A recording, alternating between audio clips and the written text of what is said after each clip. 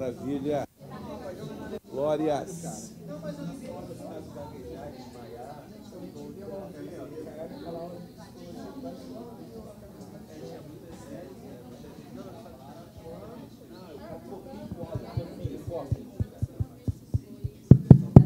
Isso, agora deixa isso aí. Agora clica aqui, ó. Teste. Espera aí, pastor. 2 minutinhos. Aqui, ó. Ensinando vocês toda semana. Toda semana. Já vai abrir? Já vai abrir para poder estender, né? O coração tá batendo acelerado. Já tá. Já o passador já tá lá. Ensinar pra ela, né?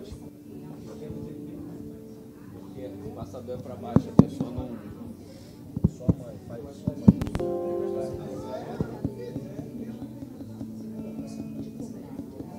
Agora estende. Windows. Já tá estendido. Anderson, Então vai. por favor, fecha a porta ali, tá fechada? Só que ele desse jeito não vai abrir na tela toda, filho. Tem que estender. O Windows J estender.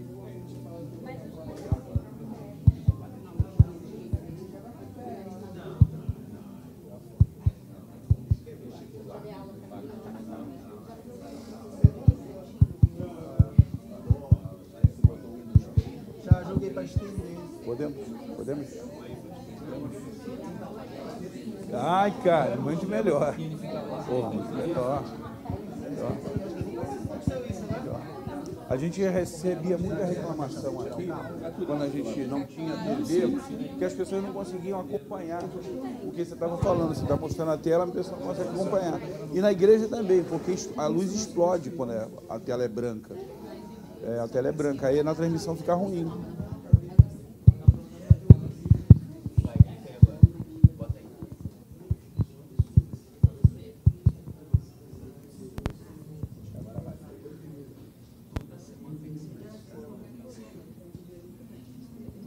Acho que o caso do Felipe é caso de demissão, mano. Toda semana eu falo, não vou botar a mão nesse computador, não vou botar a mão nesse computador. Não adianta. A gente pode ir? Tá na hora.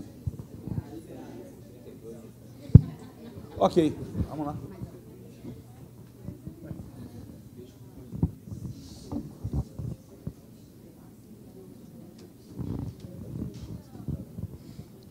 Acho que o caso desse rapaz é um caso de RH.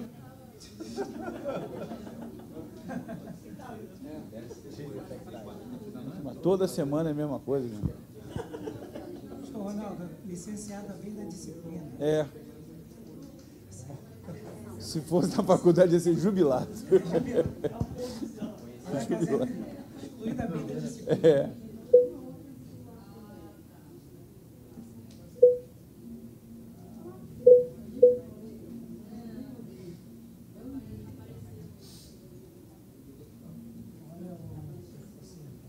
Vai tirar a mão daqui.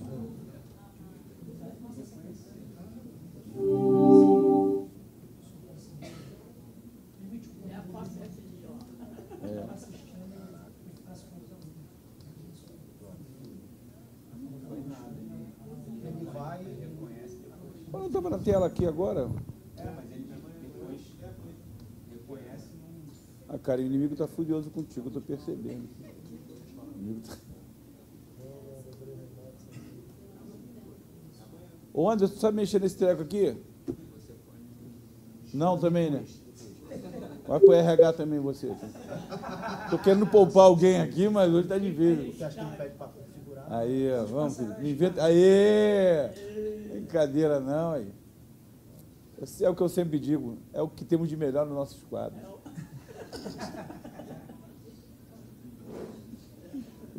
Da exaltação à humilhação, né? Ou da humilhação à exaltação. Clica aqui. Isso, clica ali embaixo, onde você está? Embaixo. É o Marcelo não sabe. Tá aí? Estranho, né? Marcelo. O que está aparecendo Certo? Clicou pro lado direito, não? Estava aí embaixo, isso para lá, para cá, isso para cá. Coisa linda. Agora. Não, clica em cima mesmo. Esse aí. Mais sério. Que isso, mano? Não sabia? Salvo aos 47 do segundo tempo. Queridos, a paz do Senhor, tudo bem? Amém! Maravilha, né?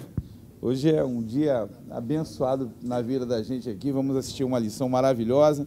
Estou vendo muita gente vindo aqui pela primeira vez. Depois a gente vai cumprimentar cada um de vocês, mas só para saber quem é que está vindo aqui pela primeira vez, né? Que bom tê-los aqui. Deus abençoe, né? Estou sabendo que a palestrante de hoje aqui deu um... Aí, tá vindo mais, ó, aí, ó. Tá prestigiada, mano. Eu já falei com a Edivani que eu vou usar também esse mesmo expediente aqui quando falar aqui, né? Mensalão na Bíblia. Eu me lembrei do ex-presidente, quando não me deixe sozinho, minha gente, né? O negócio é complicado. Queridos, prazer, então, tê-los aqui. Depois a gente vai... eu vou até ver se a gente passa depois, Felipe, a lista com o pessoal, para saber o que está acontecendo na Beirante. De vez em quando a gente divulga uma ou outra informação que é relevante, né? Hoje, eu estava falando para algumas pessoas, quando cheguei aqui, que eu estava extremamente cansado, porque a gente acordou muito cedo hoje para ir no negócio do presídio, né? A gente tem a escola bíblica forte lá no presídio. Hoje é aqueles dias, né, que você vai dormir muito tarde, acorda muito cedo, né? Aí, quando tu vai orar, tu perde um pouquinho a concentração, né? Aí faz aquelas orações de, oh, Senhor, abençoa o Satanás, né? Não é? Dorme de joelho com a cabeça. No final, falou assim, tu sabe todas as coisas, é isso mesmo, amém. Me dê. Né? Então, mas eu estou muito feliz. Hoje eu vou assistir uma pessoa que eu tenho um apreço muito grande, né? Eu já ouvi alguns trechos, olha só que interessante, vários trechos, né? Compilando dava assim horas de... Mas eu já vi vários trechos dela assim, falando assim, eu tenho assim, uma admiração muito grande pelo modo como ela conduz as aulas dela, e eu tenho certeza que vai ser uma bênção para a vida da gente hoje. A gente vai receber, né? Eu vou fazer oração, sei que o senhor vai falar daqui a pouquinho, então, só para o senhor ficar tranquilo aí que a gente vai orar, né? E não vou fazer essa oração que eu falei da coisa não, que né? Vou fazer uma oração bacana, né? Ou pedir para alguém fazer.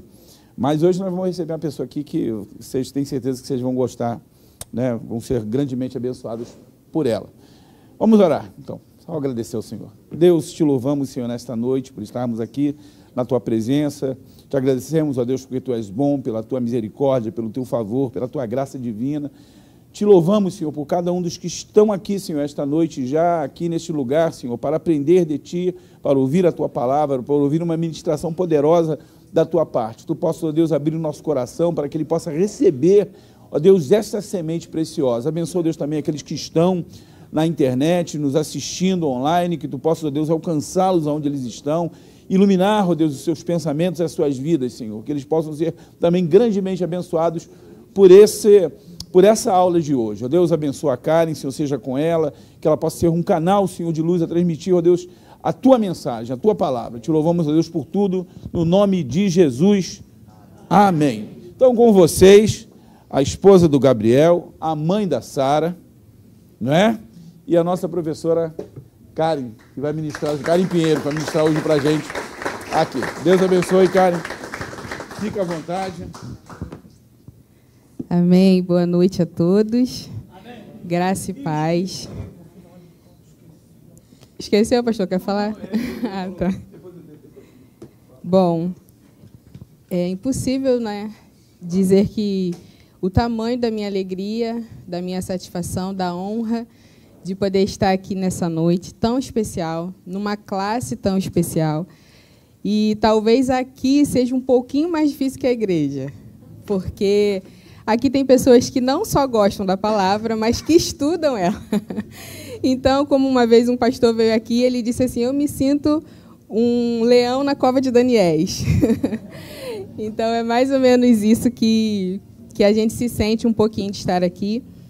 Mas eu me alimentei a semana toda com uma palavra de que Deus é o dono da obra, Ele que faz todas as coisas, e se porventura passou na mente dele Deus está aqui nessa noite, então eu me sinto feliz de ter passado na mente de Deus e oro para que eu seja a bênção para cada um de vocês e que alimente não só vocês, mas quem vai estar assistindo depois, quem vai ministrar essa lição também nas suas filiais. E é isso, amém? Como o pastor disse, eu sou Karen Pinheiro, né? Sou esposa do pastor Gabriel, sou mãe da Sara e estou muito feliz de estar aqui com vocês nessa noite mais uma vez. Bom, vocês estão provavelmente aí com a revista. Nós vamos estudar um pouco, meditar um pouco sobre a lição 9, que fala sobre Esther, essa grande mulher de Deus. Deixa eu só abrir aqui, só um minutinho.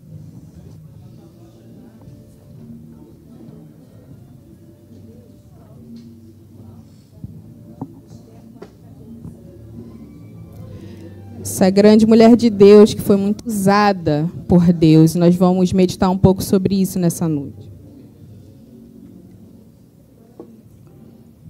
Bom, Esther, uma líder perspicaz. É difícil falar essa palavra, né? Perspicaz. Mas significa exatamente essa líder que traz uma clareza nas ações dela. O som tá baixo? Vou falar um pouquinho mais perto assim. Ah, obrigada. Tá melhor? Amém. Se eu for distanciando, vai falando, aumenta, tá bom? Que aí eu vou aumentando. Mas essa líder, né, que a gente tem muito para aprender com ela.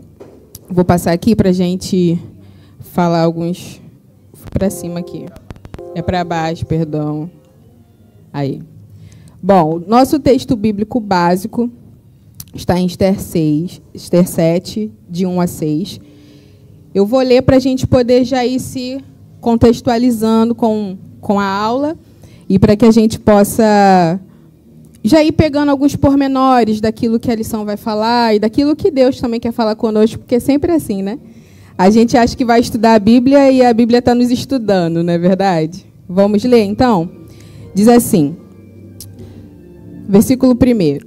Vindo, pois, o rei com Amã para beber com a rainha Esther, disse também o rei a Esther, no segundo dia do banquete do vinho: qual é a tua petição, rainha Esther? E se te dará. E qual é o teu requerimento? Até metade do reino se fará.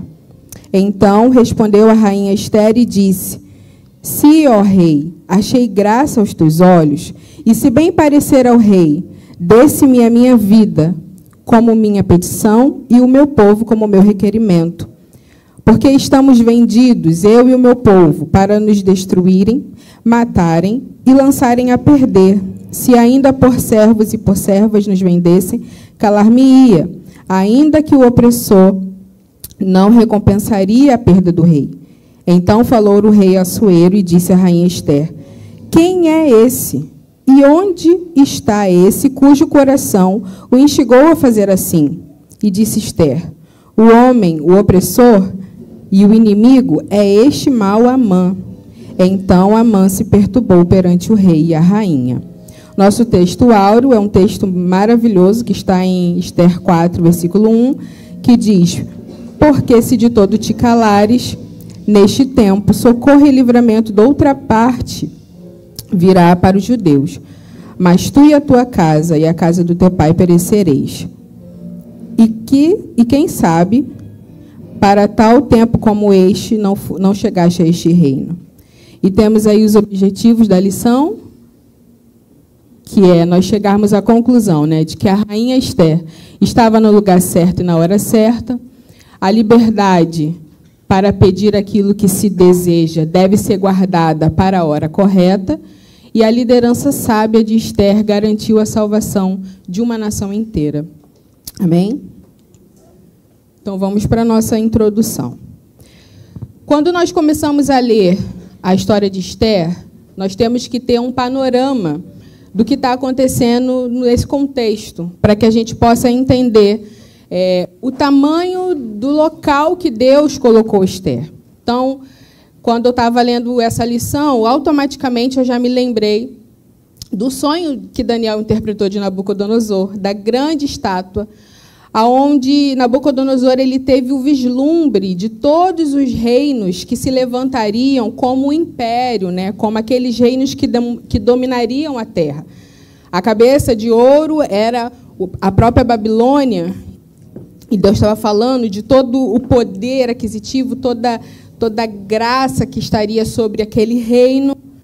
E logo depois, Deus fala sobre braços de prata, que seria um pouco mais inferior, braços e peitoral de prata, que seria um pouco menor em valor, mas a gente vai entender pela história que esse reino de Assuero, ele era um pouco maior em extensão, mas não na honraria e na glória que foi a Babilônia, mas ele ainda está um pouco inferior, mas ele seria o próximo reino levantado. Então, nós estamos falando de um cativeiro que se terminou em 70 anos, e esse reino que foi profetizado pelo próprio Deus através do sonho de Nabucodonosor se levanta e toma posição. Então, a primeira coisa que nós podemos pensar na introdução dessa aula e nesse entendimento que nós estamos falando sobre esse sonho de Nabucodonosor é que nós servimos a um Deus, nós estamos diante de um Deus que conhece os tempos e as estações, que conhecem tudo, que antes das coisas surgirem e chegarem, nós temos um Deus que conhece, que profetiza, que diz como vai ser e exatamente como ele disse acontece. Que Deus poderoso, que Deus grandioso. E um outro ponto que nós podemos pensar aqui é que quando nós vamos ver que Deus levanta esses reinos, Deus levanta esses impérios, Deus profetiza esses impérios, que eles se levantem, que eles governem sobre a terra, e a gente vai ver, biblicamente falando, que toda autoridade, ela provém de Deus. Então, é Deus quem institui esses homens nos tempos determinados. Nós vamos ver que Deus não só traz essa profecia, como ele traz a proposta de, dentro desses reinos, ele ter pessoas que são dele naquele lugar. Quando nós vamos falar da Babilônia,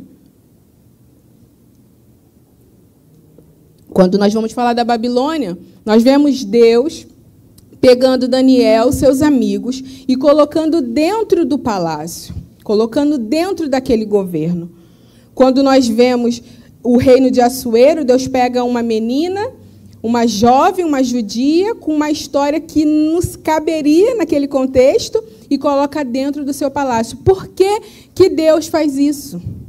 Porque Deus se importa de interferir nos momentos que as nações se levantam, no governo delas. E aqui a gente já quebra todos os pormenores de que cristão e política não se mistura. Não é verdade? Porque Deus tem interesse de ter pessoas dele na influência desses governos, desses impérios, dessas nações que se levantam para governar não só as nações gentias, mas elas também estavam governando sobre a nação judia. Não é verdade?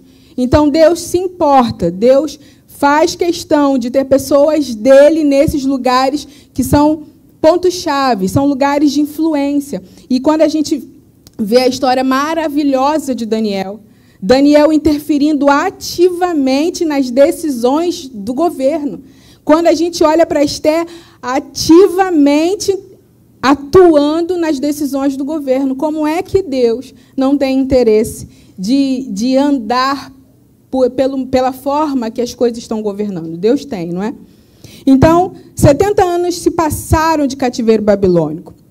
Assuero foi um imperador da Pérsia, ele comandou 127 províncias. Quando nós pensamos em províncias, nós podemos pensar como se fossem países. Imagine o que é um homem governar 127 países, por exemplo.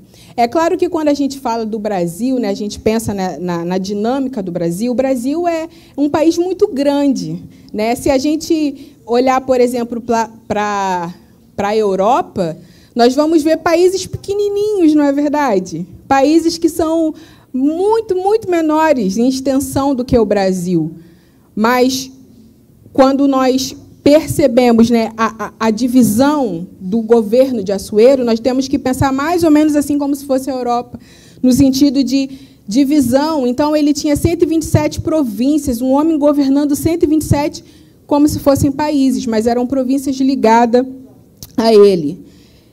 a gente vai ver no contexto da história de Esther, nesse enredo de Esther, que Assuero, ele oferece uma festa de 180 dias, 6 meses de festa. É festa para não dizer chega, não é verdade? Uma festa muito grande, uma festa de muitos dias. É mais ou menos isso, né?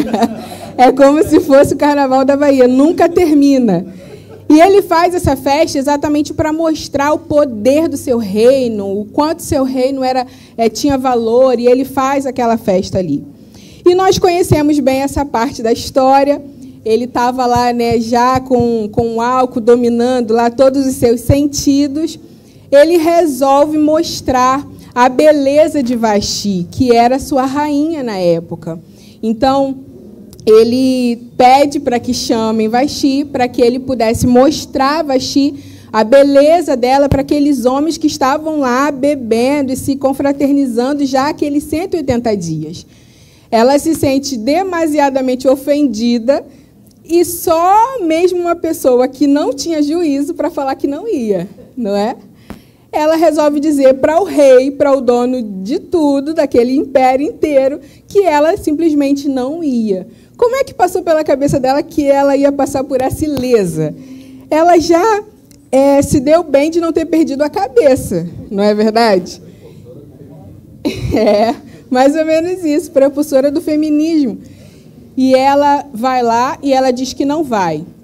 Assuero fica indignadíssimo, né, dentro daquele contexto. Ele depõe ela do cargo de rainha e ele fica só.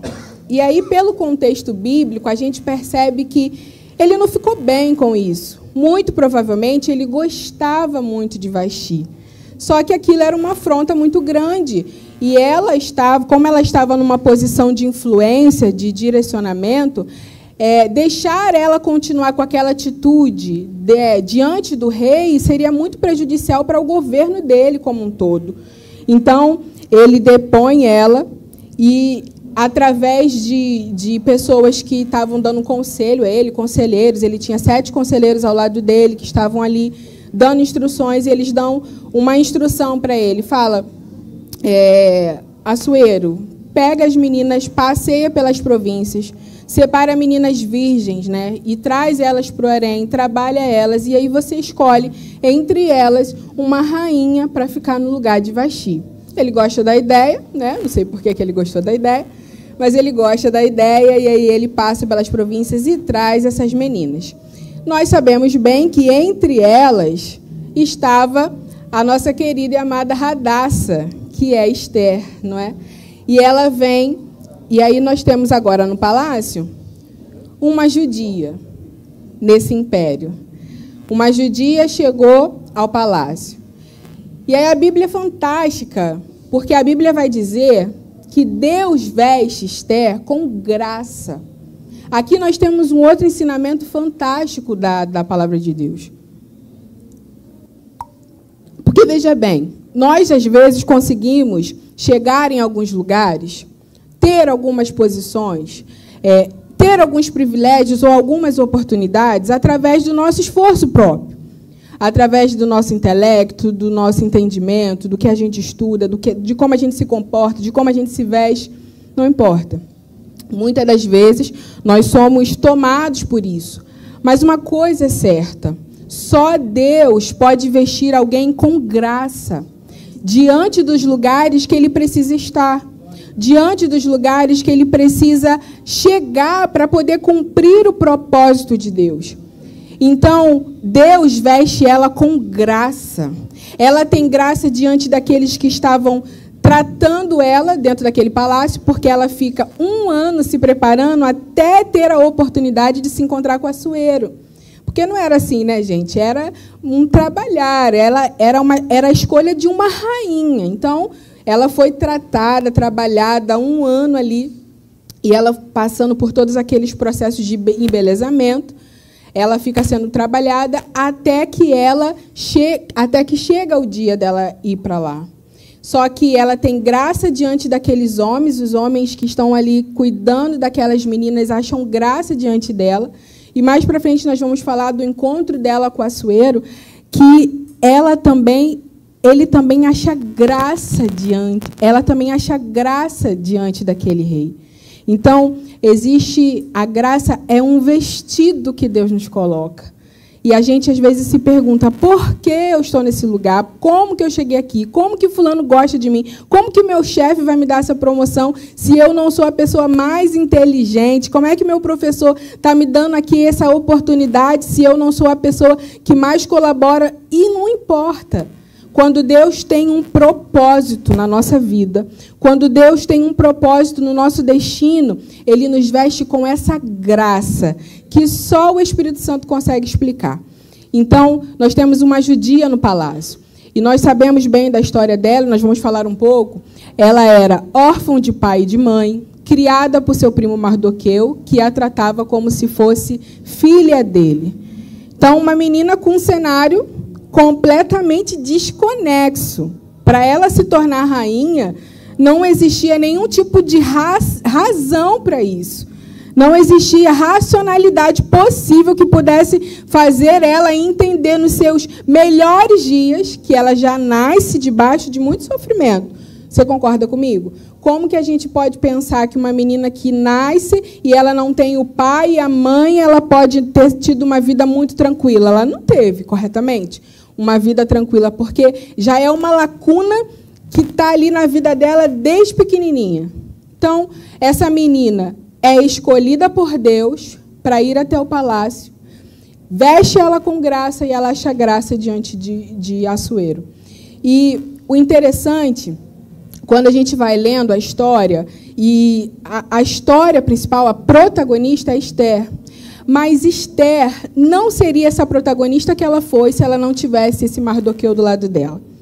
Porque é impressionante como Mardoqueu, ele é significativo na vida de Esther, significativo para a história, significativo para a condução de todas as coisas que vão acontecendo com ela. Ainda quando ela chega no palácio, a gente vê o tamanho do zelo, do cuidado dele, da forma como ele lidava com ela. Ele fica passeando todos os dias na frente do harém, todos os dias ali na casa das mulheres, para saber como ela estava, para saber se podia ajudar em alguma coisa, para saber se ela estava se dando bem naquele lugar. Então, o cuidado dele, o jeito que ele... E ele pega a história dela num ponto assim crucial, né? Dentro daquele momento que os judeus estão passando, e se ele não dá aquela palavra para ela, que nós vamos comentar aqui também, se ele não dá aquela palavra para ela que nós lemos no nosso texto áureo, se ele não chega com aquela incisivo daquele jeito, daquela forma ali, talvez os judeus não teriam passado por aquele processo. É certo que ele vai dizer uma coisa que precisa estar guardada no nosso coração. Olha o que ele vai dizer. Se você não falar, socorro e livramento do Senhor virá de outra parte. Então, obviamente, que se não tivesse Mardoqueu, socorro e livramento viria para o povo dele de outra parte. Isso é óbvio, é a lógica do contexto bíblico, e não só do contexto de Esther, como da Bíblia como um todo. Né? Deus sempre tira a água da rocha no momento que ele precisa tirar. A gente sabe disso. Então, naquele momento ali, Mardoqueu, ele é boca de Deus para poder impulsionar Esther até o momento que ela precisa viver. Um momento de libertação, de ajudar o povo judeu para viver esse grande livramento que o Senhor estava planejando.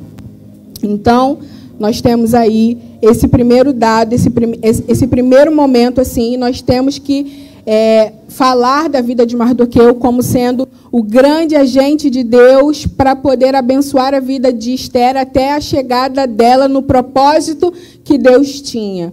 Então, isso é uma outra coisa que nós temos que guardar, né? Nós nunca vamos chegar no nosso propósito sozinhos.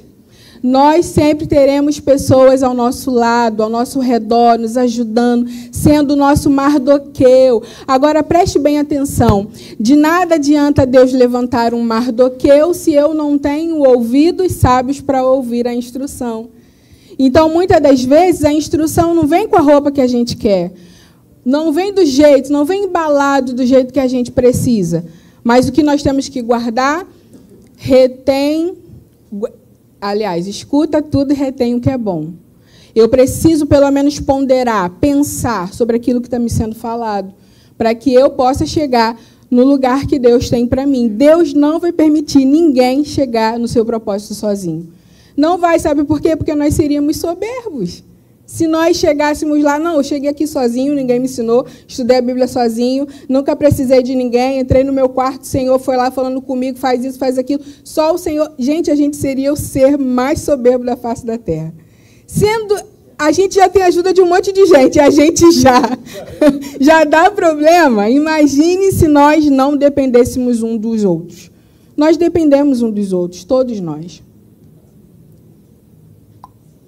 Segundo ponto da nossa lição, agora nós temos um agagita na casa do rei.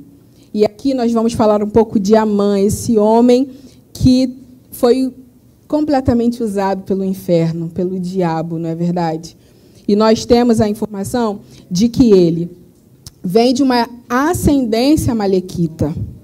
Ele vem dessa região de Agag, e ele vem de ascendência amalequita, só que ele é colocado como principal homem de Assuero. Ele era o braço, o segundo, né, pastor?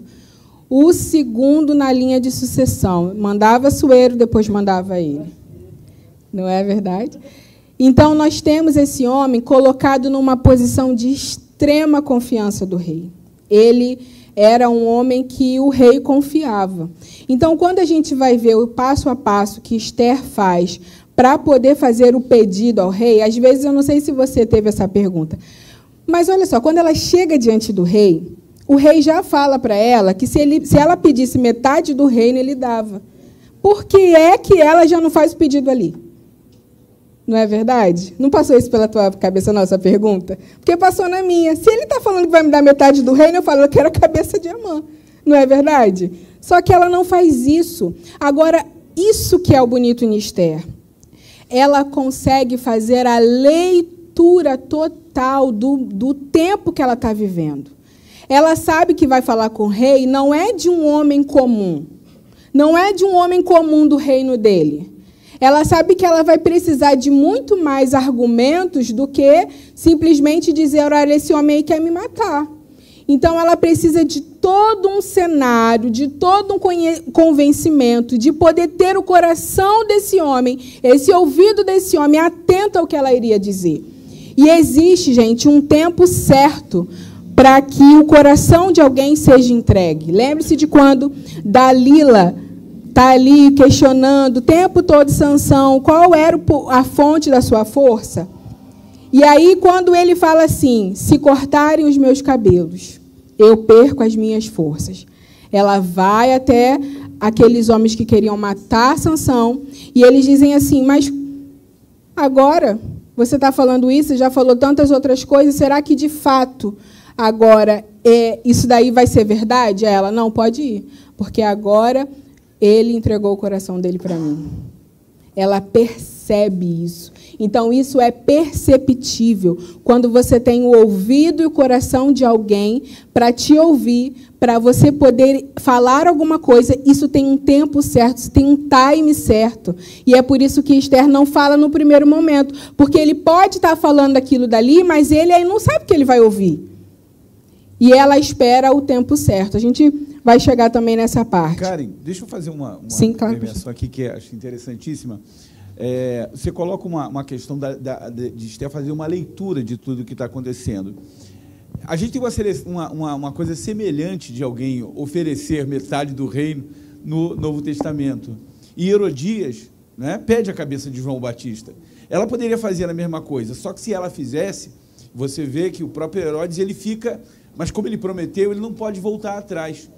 Mas a leitura que Esther faz não é de uma mulher que vai fazer a coisa por ressentimento ou por vingança. Ela vai mostrar que há uma motivação errada, né? da parte daquele homem. E que ela e todo o povo vai ser vitimado por conta disso. Então ela tem a chamada inteligência emocional para fazer essa leitura. Isso é maravilhoso, fantástico. Isso é incrível mesmo, é incrível a gente ver. E como a gente está falando de liderança, né? Essa revista está falando de fundamentos da liderança, nada mais importante do que nós entendermos isso dentro do nosso contexto de vida. Antes de mais nada, talvez alguém pense assim, Karen, mas eu não estou em posição de liderança. Eu não tenho liderança na igreja, não sou líder no meu trabalho, não sou líder na minha escola, não sou líder nos lugares que eu vou. Mas Esther prova para nós que Deus não está falando disso quando Ele fala de liderança. Ele está falando sobre poder de influência. E não se engane, você é capaz de influenciar o lugar que você está. Se você se colocar nas mãos de Deus, se você se colocar dentro do propósito de Deus. Então, não importa se você é o primeiro na linha de sucessão onde você está, você pode influenciar. Então, quando ela faz essa leitura, e nós estamos falando de liderança, nós estamos falando dessa capacitação que o Senhor nos dá, que o Senhor nos faz, para podermos estar num lugar influenciando, nós temos que ter essa mesma sabedoria na hora de agir. É falar no momento correto, falar, como o pastor disse aqui, com a motivação correta, saber o porquê vai se falar e onde se quer chegar com aquilo que está se falando. Então, é extremamente importante fazer todas essas ponderações quando nós estamos diante de uma situação como essa. Então, nós temos no palácio uma judia e um agagita. Olha que interessante a gente perceber o que está acontecendo nesse cenário. Nós temos uma mulher que Deus colocou e nós temos um homem que o diabo colocou. Isso é uma outra coisa que nós temos que pensar. Nos lugares que nós estamos, vão ter servos de Deus e vão ter servos do diabo. Vão ter servos do inimigo da nossa alma. E a gente vai precisar andar com Deus naquele lugar para saber qual é o tipo de influência que nós precisamos fazer. E não se engane, gente, não se engane. A nossa guerra, a nossa luta, ela acontece o tempo todo, todos os segundos. Nós estamos em guerra onde estamos. Você não está indo para esse trabalho que Deus te enviou à toa. Você não está indo para os lugares que você está indo à toa. Tudo tem um propósito muito definido do Senhor. E o propósito dele é influência. É que os filhos dele estejam naquele lugar influenciando. Nem que seja nos lugares que você talvez fale assim, Karen, mas eu não sou ouvida nesse lugar. Não adianta, já tentei falar, é só briga para todo lado. Mas você já pensou o que é você no mundo espiritual naquele lugar? A Bíblia vai dizer que nós estamos assentados com Cristo nas regiões celestiais. Quando o reino espiritual olha para você, olha o sangue de Cristo derramado sobre você. Então, você não é mais um naquele lugar, você não é qualquer um naquele lugar. Se você não faz diferença no mundo físico, certamente você o faz no mundo espiritual. Porque o mundo espiritual ele tem que se dobrar às autoridades que Deus estabeleceu. Então, você nunca está no lugar à toa. Guarde isso no seu coração. Você está nesse lugar porque tem um propósito de Deus definido para você neste lugar. Amém? Então, esse é o cenário que nós vemos. Deus enviando seu servo para um reino e o reino das trevas enviando seu servo também. Então, nós estamos numa guerra. Isso não é isento de nós. Isso não está longe de nós. Onde nós estamos, tem um servo dos dois lados e nós temos que ter olhos espirituais, percepção espiritual, discernimento espiritual para que a gente possa entender o que deve ser feito. Amém? Deus usa, e dentro desse cenário que nós temos esses dois servos, Deus usa uma judia para vencer um agagita na corte persa. Isso daqui é fantástico. É lindo demais. Como nós temos que debruçar sobre o que Deus fez na vida de Esther e pensar na nossa história, pensar na nossa trajetória e pensar na nossa vida. Para poder vencer esse tempo, Esther usa 3 tempos de discernimento. E aqui eu queria gastar um tempinho com vocês. Veja bem. Esther usa discernimento para poder vencer. Só que nós temos que entender uma coisa acerca de discernimento. O discernimento... Obrigado, minha irmã. O discernimento, ele não é para qualquer filho de Deus. Por quê? Porque o discernimento, ele é apenas para os filhos maduros de Deus. Como que a gente pode provar isso? Hebreus, capítulo 5. Pelo exercício constante, o alimento sólido é para os filhos maduros, que pelo exercício constante do ensino da justiça, eles se tornam aptos para discernir tanto bem quanto mal. O escritor de Hebreus está sendo muito claro que o discernimento espiritual é para os filhos maduros. Quando nós vamos lá, em 1 Coríntios, capítulo 4, o apóstolo Paulo, falando com a igreja de Corinto, ele vai dizer assim: eu não pude falar a vocês como a espirituais. Eu tive que falar com vocês como a carnais. E ele vai fazer uma ligação. Porque vocês são meninos. Porque vocês são como crianças. Ele está fazendo um paralelo perfeito. Que o filho carnal de Deus é como uma criança. E o filho espiritual de Deus é o filho maduro. Olha o que ele vai dizer. Eu não pude falar a vocês como a espirituais. Então, existem coisas que Deus só pode lidar com os filhos maduros. Não pode falar com os filhos pequenos. Por quê? E aí nós vamos entender, isso é um pensamento que o Espírito Santo me deu acerca desse discernimento. Veja bem, qual é a principal marca de uma criança? A principal marca dela, na infância dela, é o egoísmo. Ela não consegue pensar em nada fora dela mesma. Tudo no mundo está falando a respeito dela. Está dizendo dela. Ela quer ser o tempo todo atendida, o tempo todo abraçada, o tempo todo compreendida, o tempo todo naquele contexto ali. Agora me responda, por que é que Deus daria discernimento a uma pessoa que só pensa nela? Você entende que isso seria jogar pérola aos porcos? Porque se Deus dá uma informação a um filho que não vai fazer nada com essa informação, por que é que ele daria essa informação? Preste bem atenção. Se hoje, eu vou te fazer uma pergunta. Se hoje você tivesse um vislumbre, Deus falasse com você, você tivesse uma grande revelação de que a sua rua vai cair um meteoro, o que você faria? Você sairia correndo para salvar a sua família? Ou você sairia correndo para avisar a sua rua? Compreende o que eu estou falando aqui?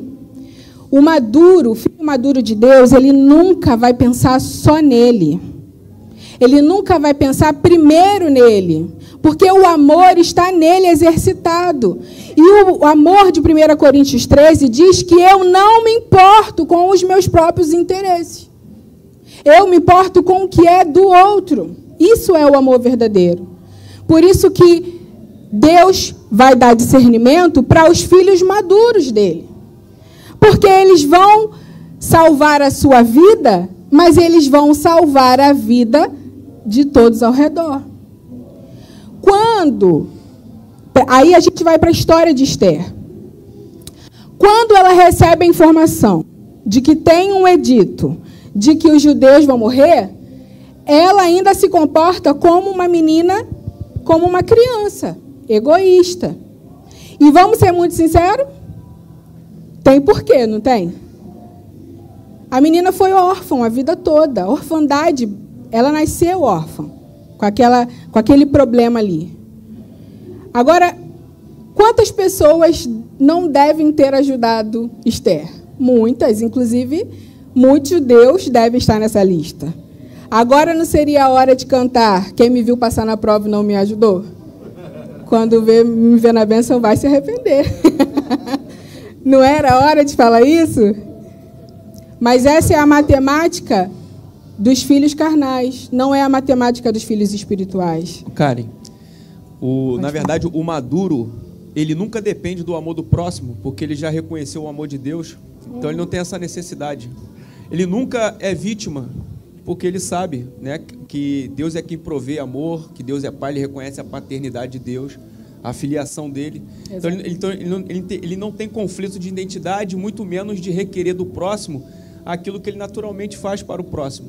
Então, ele não entra nesse conflito. Como você falou, vai sempre pensar no outro, no bem comum do que antes da sua própria vontade, né?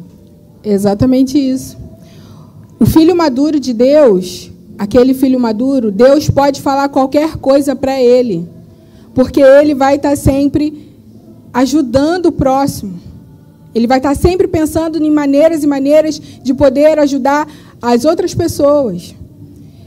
Aí, analisando a vida de Esther, olhe bem, ela recebe a informação e ela diz que não pode fazer nada. E aí, Mardoqueu tinha criado aquela menina. Não é assim com o nosso filho? Ele está falando uma coisa, mas a gente sabe muito bem o que está na cabeça dele, não é verdade? Eu ainda tenho uma filha de 2 anos, ainda não cheguei nessa parte, mas eu sei que toda mãe sabe o que o filho está pensando. Ele sabe exatamente o que ela está pensando. Sabe o que ela está pensando? Eu não vou morrer, eu estou no palácio, eu sou rainha, eu não posso fazer nada, Mardoqueu. Aí ele é enfático, eu quase posso escutar o timbre da voz dele, ele deve ter ficado irado. Se você se calar, mais ou menos assim, né? Na linguagem de hoje, se você se calar, você pode ter certeza que Deus vai arrumar outro jeito de salvar esse povo aqui. Mas olha, preste bem atenção, tu acha que a tua cabecinha não vai para jogo, não? Você esqueceu que você é judia? Tu tá aí 1 ano se embelezando, tu já esqueceu que tu é judia. O edito é sobre você, Esther. É, a primeira. E, gente, aí cai a ficha dela. Karen, a gente estava discutindo aqui exatamente sobre esse assunto. Talvez também tenha sido esse um dos óbices dela não ter tido a proatividade de se apresentar ao rei, porque ele ainda não sabia que ela era judia. Sim. Então ela sabia que ela estava em dúvida, se eu me apresentar para ele e revelar que eu faço parte a este povo, sim, tanto que você acabou de dizer aí, o que Mardoqueu fala para ela? Você acha que você vai ficar impune quando o rei descobrir tudo isso? É. Aí ela desperta, é verdade, eu sou no meio, entendeu? Mas até então, ela se apresentar ao rei não era só um fato de medo, mas aí entrava também a condição dela por ser judia. E o rei, embora já houvesse escolhido como rainha, ele não sabia que ela era judia. É, exatamente. E você sabe o que convenceu Esther a seguir com o plano? Mardoqueu chegou para ela e falou assim: Esther, tu quer saber mais do que eu?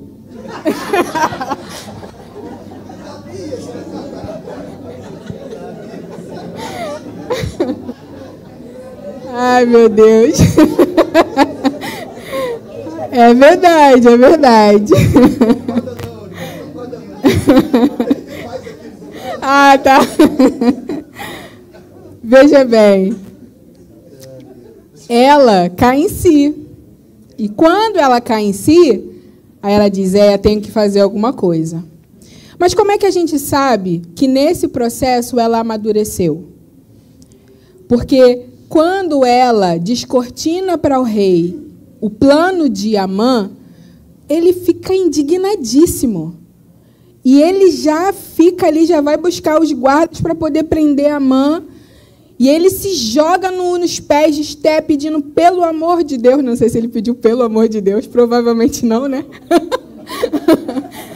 Mas, por favor, me salva, porque ele sabia que ia morrer. O rei entende que ele está querendo ali ainda, de certa forma, fazer mal a Esther e manda cortar a cabeça dele. Naquele momento ali, a cabeça dela está salva, você concorda? Porque, por mais que ele não pudesse revogar o edito, ele não iria deixar matar a esposa dele. Ele fica indignado. Ele iria proteger Esther. E isso dali estava muito claro no contexto. Ele, tanto que quando os judeus começam a lutar a guerra, Esther não está lutando a guerra. Ou seja, ninguém toca na minha esposa. Minha esposa vai estar guardada. A cabeça dela estava salva. Mas como é que eu sei que ela amadureceu? O que ela faz em seguida? Ela vai até o rei, se humilha e pede para que ele revogue o edito. Agora ela não está pensando mais na cabeça dela, ela está pensando na cabeça dos judeus. Aí ela amadureceu. Aí ela cresceu, no momento certo.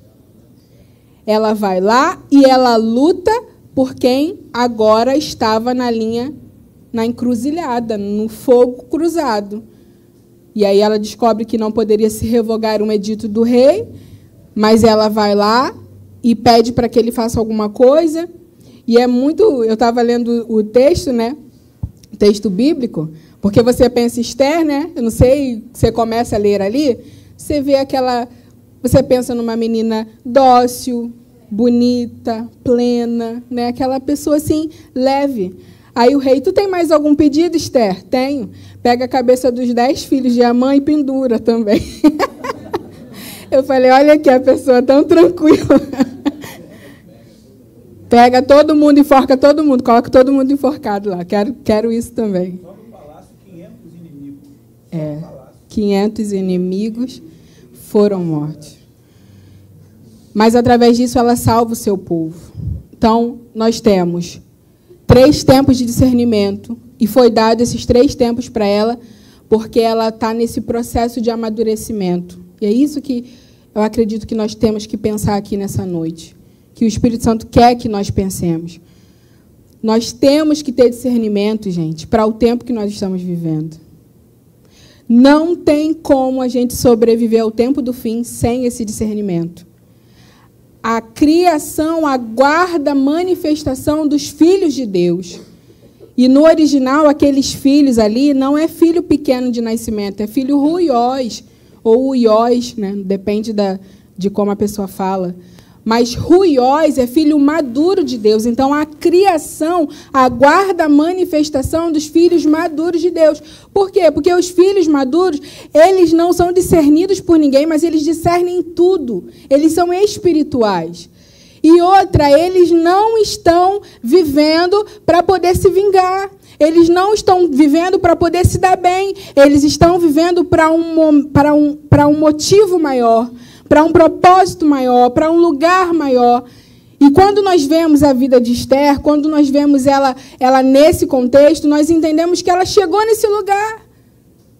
Nesse lugar onde Deus pode agora usar a vida dela. E quando nós vamos olhar para o contexto bíblico, todos os homens de Deus, os grandes homens de Deus, tiveram que passar pelo momento onde eles viram a promessa de longe, mas não tocaram nela. Assim como Hebreus 11 vai dizer.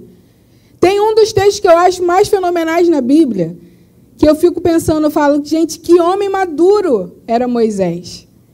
Olha só a história dele. Vamos aqui recapitular. Deus fala para ele o seguinte, você não vai entrar na terra, Moisés. Aí mostra a terra toda para ele, sobe no monte lá, mostra a terra toda para ele e diz, você não vai tomar essa terra. Gente, vamos ser aqui sinceros, só entre mim e você aqui. Entre todas as pessoas que mereciam entrar naquela terra, ele seria o primeiro. Aí Deus diz para ele, tu não vai entrar. Obviamente que Deus não é injusto, tem um porquê disso.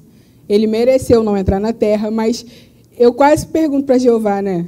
Por que, Jesus? Tadinho. Merecia, escutou 40 anos de reclamação na cabeça e não entra na terra. Mas não é somente isso, não. Deus chega para ele e fala assim, você vai chamar Josué, e você vai chamar o povo, você vai preparar o povo para entrar na terra. Você vai ler a lei todinha de novo para ele, você vai programar Josué todinho para poder enfrentar esse povo. Gente, olha só o que Deus está fazendo. Nos dias de hoje, na nossa linguagem aqui, para a gente poder entender. Sabe o que Deus está falando? Eu não vou te dar a tua bênção e você ainda vai preparar quem vai receber a tua bênção no teu lugar. Tem que ter maturidade ou não tem para poder fazer isso? Tem que ter. Mas Deus podia contar com Moisés? Podia. Porque ele estava vivendo por um propósito maior. Porque ele estava diante de um Deus que tinha planos maiores. E quando nós somos filhos de Deus, chamados para esse crescimento, chamados para esse amadurecimento, Deus está nos chamando para este lugar. Assim como o pastor Edivanei estava falando. Um lugar onde eu não preciso mais ser abastecido pelas circunstâncias, porque eu estou abastecido pelo próprio Deus. Eu estou abastecido pelos próprios desígnios de Deus, pelo próprio caminho de Deus. Esse é o lugar do maduro. Ele está satisfeito. Não tem nada mais que o diabo possa oferecer para ele que ele queira. Lembre-se de Jesus. Se você se prostrar diante de mim, eu te dou todos esses reinos. Aquilo não fez nem cosquinha, Jesus, pelo amor de Deus. Se fosse para algumas pessoas. Calma aí, tem como fazer metade, metade? Não sei. Mas a verdade, gente, é que nós não vamos conseguir viver a plenitude do que Deus tem para nós se nós não crescermos, se nós não amadurecermos, se nós não chegarmos neste lugar aonde... E é interessante quando o apóstolo Paulo está falando com a igreja de Corinto, e é interessante a gente pensar nisso, sabe por quê? Porque aqui tem muitos mestres, e podem me corrigir se eu estiver errada, mas eu não conheço nenhuma outra igreja que tenha sido tão usada em dons como a igreja de Corinto. Estou errada? Tem alguma outra igreja, gente? Igreja de Corinto, eles fluíam em todos os dons. Imagine o culto deles. Tinha irmão da revelação, tinha irmão do sonho, tinha irmão de não sei de quê. Era dom para todo lado. No entanto, o apóstolo Paulo vai dizer que eles eram carnais, que eles eram meninos. E ele vai dizer o porquê eles eram meninos. Sabe por quê? Brigas e dissensões se estabelecem no meio de vocês. Um diz daqui, eu sou de Paulo, outro eu sou de Apolo. Vocês não entenderam, não, que eu e Apolo não tem nada a ver com a história? Porque quem dá o crescimento é Deus. Eles estavam sendo desenvolvidos em dom. E sabe o que acontece muitas das vezes com a nossa mentalidade cristã? A gente acha que quem está sendo usado no dom é espiritual. E não é. E posso te dizer aonde se revela a nossa espiritualidade? Numa coisa chamada cotidiano. Na forma que você responde um filho, na forma que você fala com o marido, na forma que você discutiu no trânsito com o irmãozinho que cruzou a sua frente, na forma como você esconde ou omite uma coisa do chefe, do patrão. É assim que se vê um homem espiritual. É por isso que Hebreus vai dizer que ele é exercitado no ensino da justiça. Tudo na vida dele, ele traz a palavra para a cena. Ele traz a forma certa de se viver. Ele traz a forma certa de se desenvolver. E aí ele vai crescendo em Deus, e assim ele vai crescendo em estatura, em conhecimento, em discernimento. Esse momento aqui que eu estou com a palavra, ninguém pode saber se eu sou crente ou não, porque o dom é de Deus. E ele é irrevogável. Deus pode usar um homem que está em pecado. Deus não usou a mula de Balaão, minha gente. Ele usou a mula de Balaão e não pode usar eu? Pode. Então, isso não pode chamar a nossa atenção. E é muito interessante ver como Deus trabalha. Sabe como Deus trabalha? Ele esconde coisas. Deus adora coisas escondidas. Já percebeu que para fazer uma árvore, ele esconde a semente? Para poder vir um ser humano na terra, ele esconde no ventre de uma mulher. E quando ele, em Mateus 6, ele vai dizer a forma de se recompensar um filho é quando ele está escondido no secreto. E olha o que ele vai dizer, o seu pai que está em secreto te recompensará. Ou seja, Deus está escondido. Sabe por quê? Porque todo caráter, ele é produzido no secreto, no escuro, onde ninguém está vendo. Porque se você age corretamente quando ninguém está te vendo, você não está fazendo mais algo. Você é aquele algo. Se eu faço as coisas e as pessoas não estão vendo aquela minha boa atitude, é porque eu não estou mais fazendo, eu sou aquela pessoa. Lembra-se de quando Deus vai dizer, eu sou o que sou. Porque ele não está fazendo. A proposta de Deus é o seguinte, que nós sejamos, que nós não façamos mais. Eu não sou mais uma pessoa que perdoo. Eu não sou mais uma pessoa que amo. Eu não sou mais uma pessoa que faço alguma coisa que a justiça me pede, a justiça de Deus me pede. Mas eu sou aquele ser humano. É por isso que a Bíblia vai dizer que nós estamos sendo transformados à imagem de Cristo. Porque Cristo é tudo que Ele faz. Ele não só cura, Ele é a cura. Ele não só ama, Ele é amor. Ele não só perdoa, Ele é o perdão. A proposta de Deus é que nós não façamos mais, mas que nós sejamos. As pessoas olhem para nós e elas não vejam a gente fazendo, mas a gente sendo. Mas uma coisa também é certa. Até que nós sejamos, temos que tentar fazer. E é assim que se desenvolve até chegar no momento de ser. Amém? Discernimento essa mulher alcança por causa da sua maturidade, por causa da sua capacidade de olhar o todo, por causa da sua capacidade de pensar em todo mundo e não apenas no seu próprio umbigo, na sua própria cabeça, como a gente está falando aqui.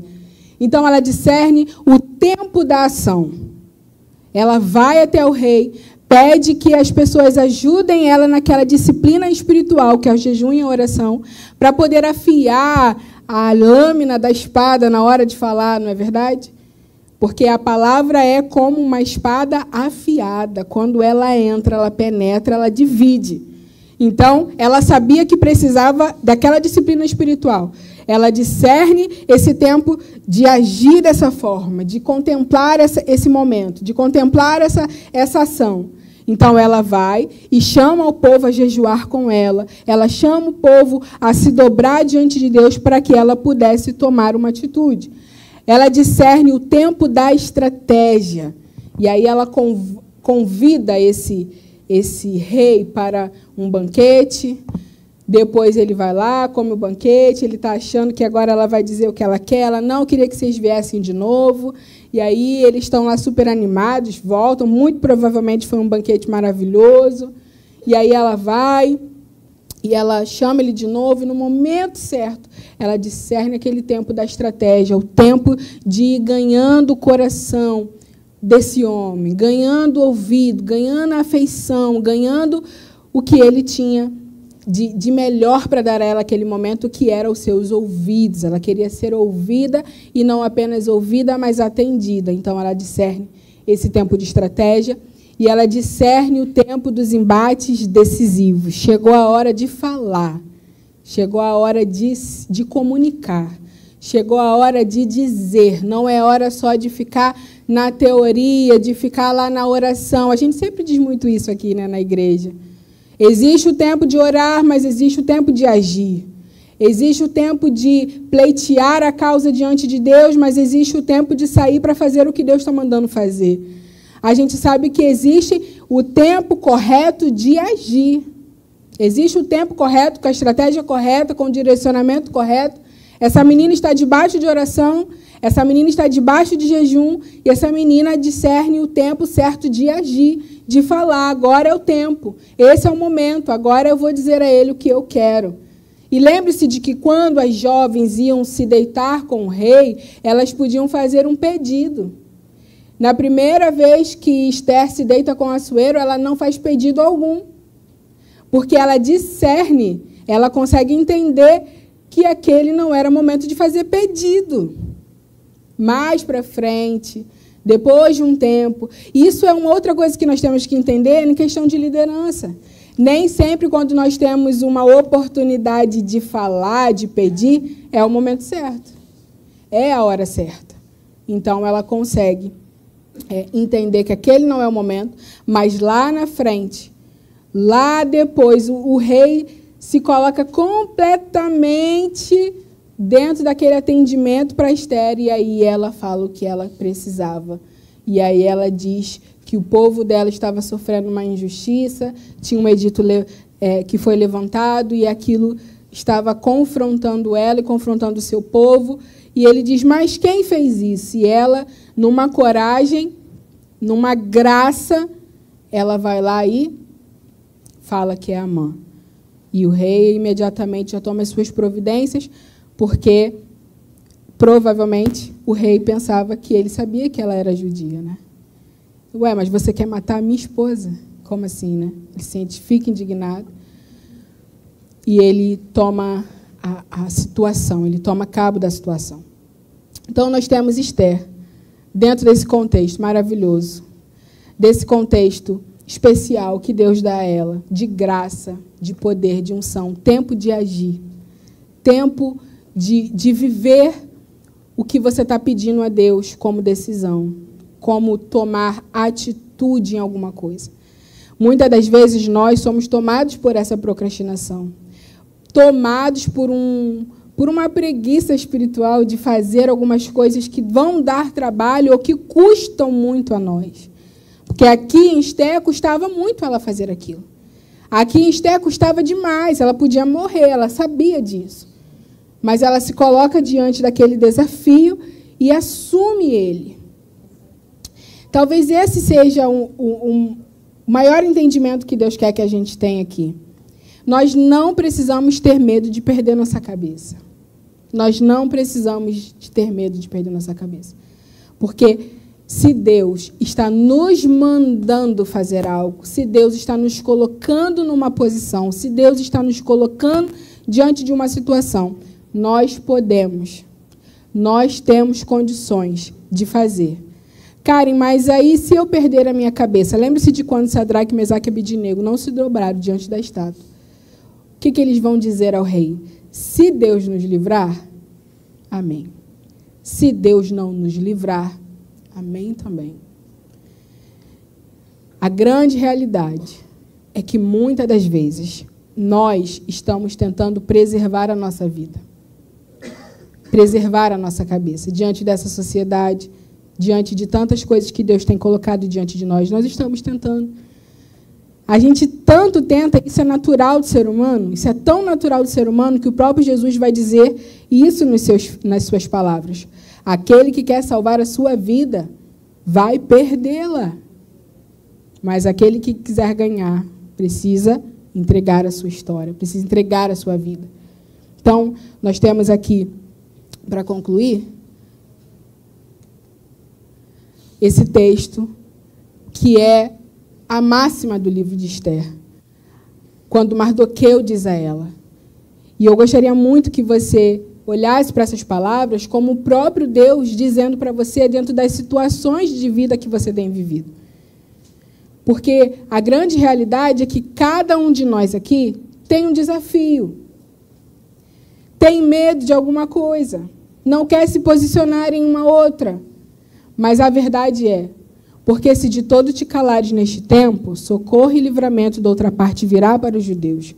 Mas tu e a casa de teu pai perecereis. E quem sabe se para tal tempo como este chegaste a este reino.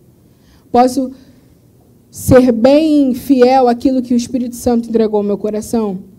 Tem algum pai aqui que o filho esteja na idade pré-escolar? Ou escolar? Tem algum filho estudando? Amém. A palavra que o Espírito Santo colocou no meu coração foi exatamente essa. E quem sabe se para um tempo como este você não chegou a este momento. Sabe por quê? Porque nós estamos precisando de pais que falem nas escolas. Nós estamos precisando de pais que lutem a causa das nossas crianças. Porque eles estão descendo o rolo compressor, passaram pela universidade, estão descendo para as escolas. E o Espírito Santo foi muito claro comigo, se tu te calares, socorro e livramento virá, mas Deus quer usar a boca dos nossos pais da nossa igreja. Porque a grande realidade, imagine o barulho que a gente não faz, se todo pai souber o que precisa ser feito. Eu vi que a pastora Renata fez um grupo, né, depois da Conferência da Família, com os pais que querem saber as leis que estão estabelecidas para proteger os seus filhos na escola. Então, façam isso.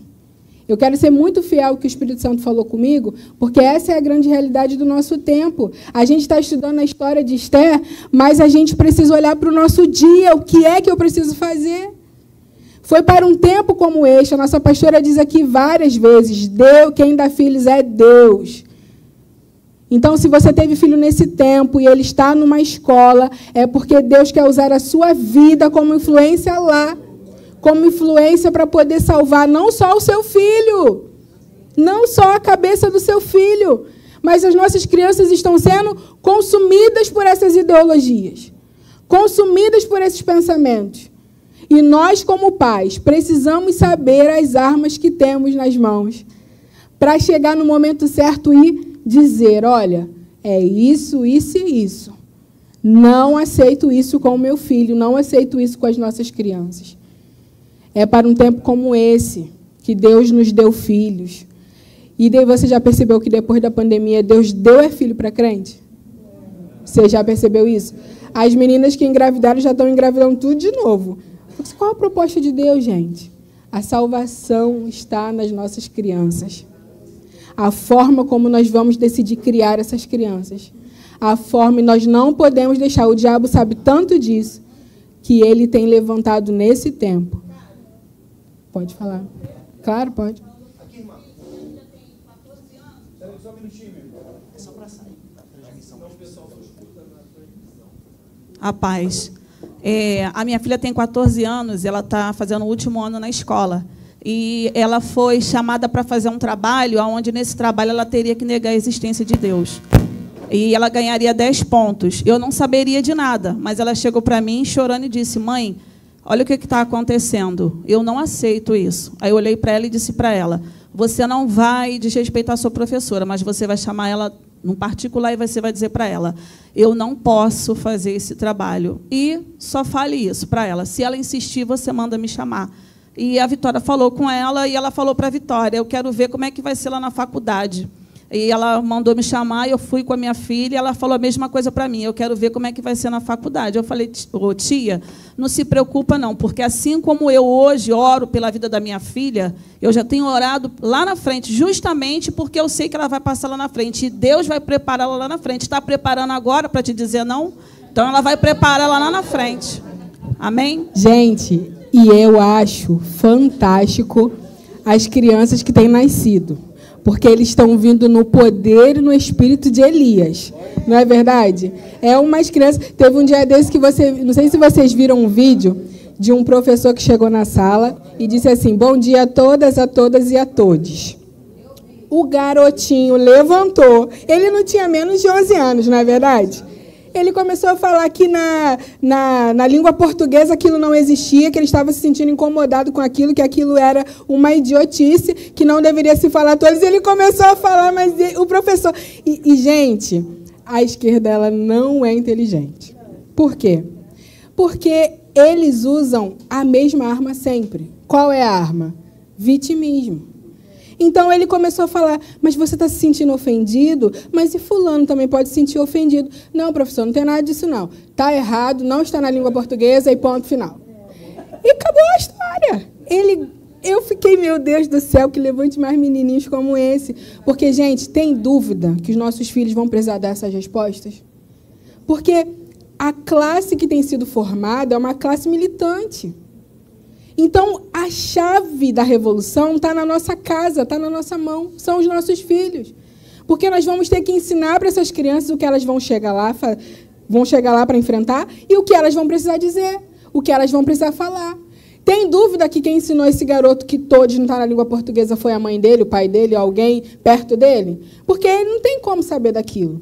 Mas o pai e a mãe, antenado no tempo, na estação, discernindo todos os tempos, falou para aquele garoto, quando ele chegou lá, ele não teve medo de dizer ao professor. E outra, ele não foi abusado, não, ele foi classudo.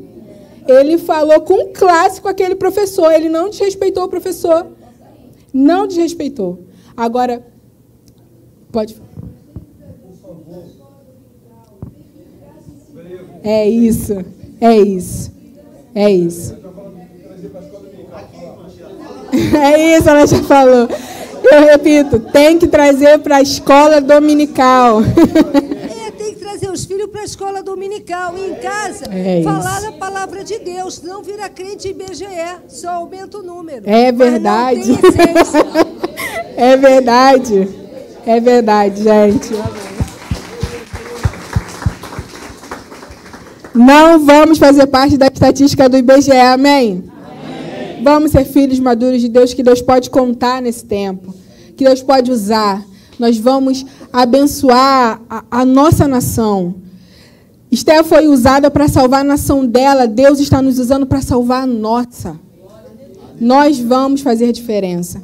Que Deus abençoe a vida de vocês, abençoe a casa, e que espero que tenha sido rico e abençoado para a vida de todos. Amém?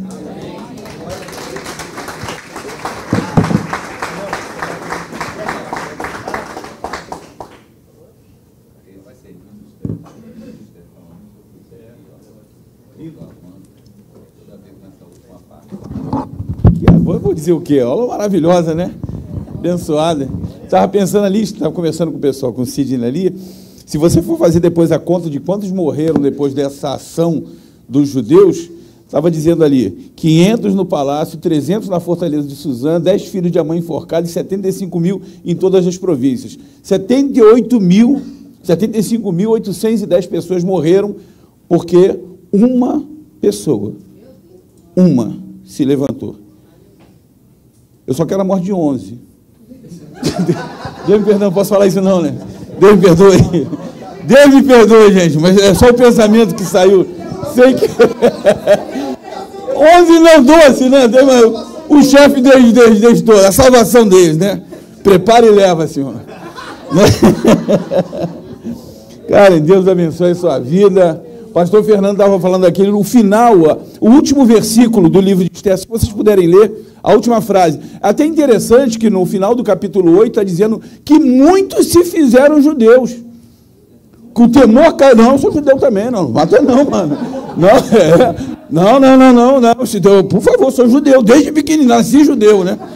Minha mãe já falou, não, você nasceu na Tibete, mas tu é judeu. Olha o que diz o último versículo, por favor, Lúcio.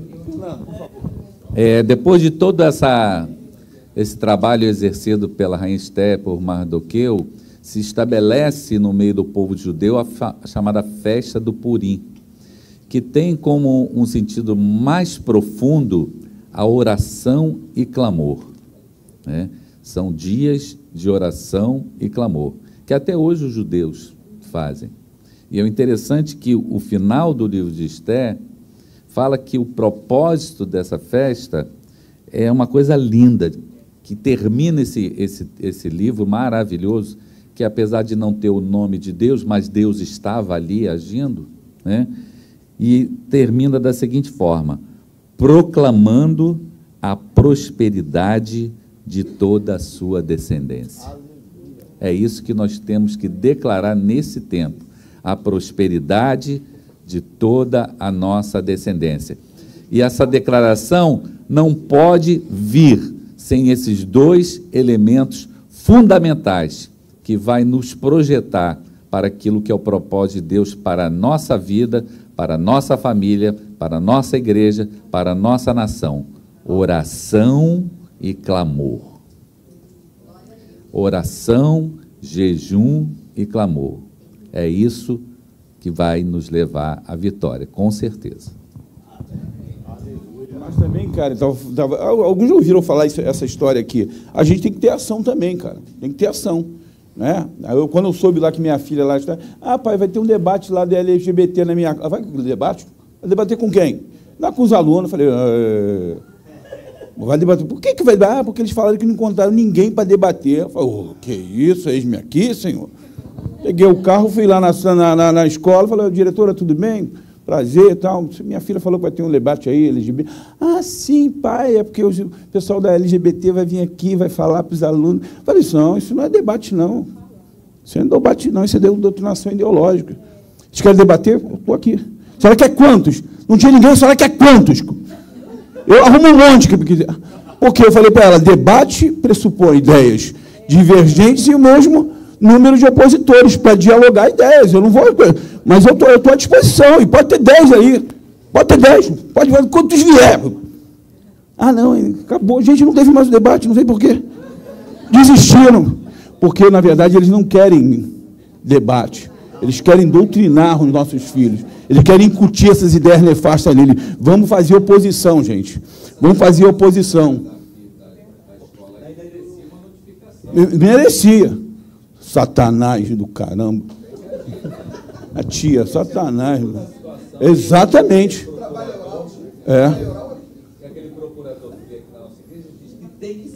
Tem. No ano passado, depois o cara está no grupo dos pastores, aquele ator Mário Gomes, né? Uma história interessante. Na escola dele, o professor botou uma foto de Jesus crucificado e abaixo um dizer, bandido bom é bandido morto. Ele foi lá na delegacia representar. E nós temos instrumentos para isso também, cara. No modo como eles fazem militância, claro, a gente não vai se igualar nele porque a gente tem muito tempo fazendo isso aqui. Mas a gente tem que resistir também, tem que fazer. Esse caso aí é vilipêndio, é até do Código Penal. Exato. Só para terminar aqui, eu vou pedir para o Felipe fazer aqui um anúncio aqui e falar também de uma iniciativa que a gente tem, que é muito interessante para dar, né, informações para a gente sobre esses momentos que estão acontecendo aí. Gente, paz de Cristo. O que a irmã Karen falou aqui no final, eu sempre converso com a minha esposa. O feminismo tem pregado que a mulher só faz diferença no mercado de trabalho, ou alcançando uma posição, por exemplo, numa empresa, ou na política. Mas imagina, eu falo para a Natasha, imagina uma mãe que ensina os seus filhos na palavra de Deus, o quanto ela pode impactar uma geração. Imagina. E então, muitas vezes o feminismo ele traz essas ideias erradas, que você só vai fazer a diferença se você estiver numa passeata botando os seios de fora, ou fazendo aquele tipo de loucura que eles fazem, mas imagina aquelas mães que estão ali no segredinho, ali dentro de casa, fazendo um trabalho de discipulado com seus filhos, ensinando-os na palavra de Deus. Eu falei para minha esposa e falei no nosso grupo do NPC lá na eleição do ano passado, que essa eleição nós perdemos dentro de casa. Por quê? Antes de tudo, é um problema moral. Antes de tudo, um problema moral. Como que nós podemos votar, se foi assim ou se foi assada a eleição, isso é um outro debate, mas estou falando assim, mas a gente sabe que muita gente votou em quem votou. E isso é um problema moral. Isso é um problema moral, é um problema de base dentro de casa. Falta de discipulado, e não estou falando de ímpio não, tá? Estou falando de gente de dentro da casa de Deus. Falta de discipulado, falta de conhecimento da palavra de Deus. Infelizmente nós vemos isso no nosso meio. E eu quero falar aqui da nossa nova leitura do NPC. Eu acredito que aqui a maioria já conhece o NPC, que é o nosso núcleo de estudo de política e conservadorismo, que a gente trata muito dessas questões que foram faladas aqui, e quando falo desse negócio eu fico agitado. Eu fico nervoso. E assim, o que acontece? A gente está lendo um livro, nós vamos começar, vai ser o tema da nossa próxima live, que é outro problema que nós temos. A irmã Karen deve saber, porque o marido dela trabalha com homens e já sente às vezes como é que é o negócio. Infelizmente nós temos uma crise na masculinidade. Alguém duvida? Infelizmente nós temos visto homens tomando lugar de mulher e mulher tomando lugar de homem. Uma inversão de valor. Isso eu não estou falando só em sentido sexual, não, tá? Infelizmente, nós vemos casamentos disfuncionais pela falta de entendimento que os homens têm e que as mulheres têm dos seus lugares. Infelizmente. E esse livro aqui a gente vai lançar lá no nosso Instagram, @npc.brasil. Nós vamos lançar o link lá, para se alguém quiser adquirir o livro e tudo mais. E nós vamos tratar sobre isso na nossa próxima live. A Jornada de Meninos a Homens, do Bispo J.B. Carvalho. Gente, é um livro sensacional. Eu já li, o pastor Divaneio já leu. Se quem é homem aí, lê esse livro. Gente, em nome de Jesus. Mas é para ler mesmo, estudar o livro. É isso aí. O NPC...